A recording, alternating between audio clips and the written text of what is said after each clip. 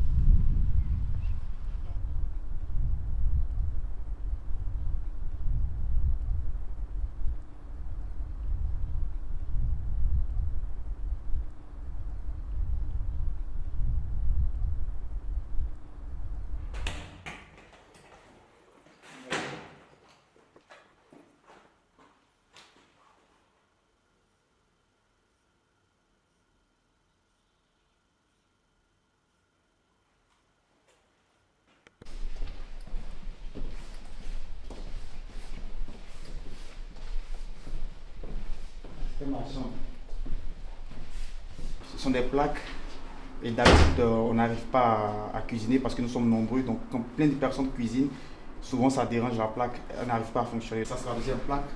Donc ce qui revient à dire que ces deux plaques là appartiennent à tout ce bâtiment. Ça ce sont les toilettes et la première toilette. Voilà. Donc on en a trois pour tout le bâtiment. La troisième. Elles ne sont pas toujours propres. Hein. Sans que les mots ont déménagé.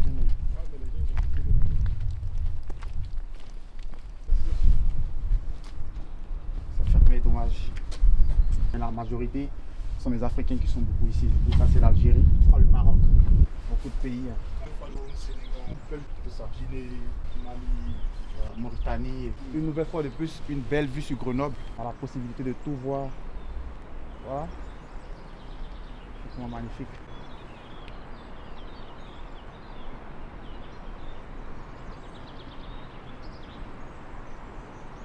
Tu peux te présenter à la caméra, dire qui tu es et comment tu es arrivé en France. Je suis Meka Sadia, étudiant originaire de la Côte d'Ivoire. Je suis en Master 2 en art de la scène à l'université Grenoble-Alpes, donc à l'UGA. C'est ma première année ici en France et principalement à Grenoble. Là, on te retrouve dans un cadre assez particulier, la cité universitaire du Rabot. Ouais. Donc tu peux nous dire comment tu as fait pour connaître cette cité universitaire? J'ai eu la chance d'avoir un dortoir ici au Rabot, mais ça n'a pas été facile parce que quand je quittais mon pays, j'avais pas de logement.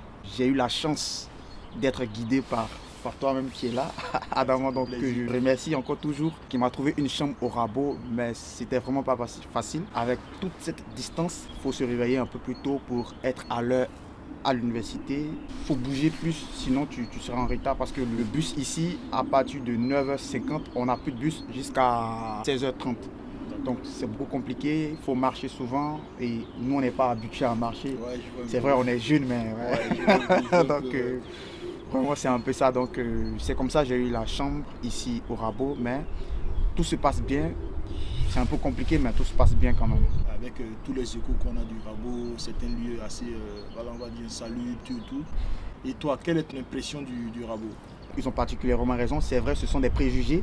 Mais il faut vivre pour affirmer ou infirmer ce que les gens pensent du Rabot. Moi, par exemple, j'ai eu des échos du Rabot et j'ai vécu au Rabot. Du coup, j'ai compris comment c'était en fait la philosophie du Rabot. Aujourd'hui, on a eu la chance de voir les toilettes aussi propres, mais d'habitude, elles ne sont pas comme ça. Que ce soit les toilettes, la cuisine effectivement. Et même au niveau de votre dortoir, c'est quand même assez Ouais, compliqué. c'est- Mais est-ce que quelque part, avec un peu de recul, même avec l'insalubrité, ouais.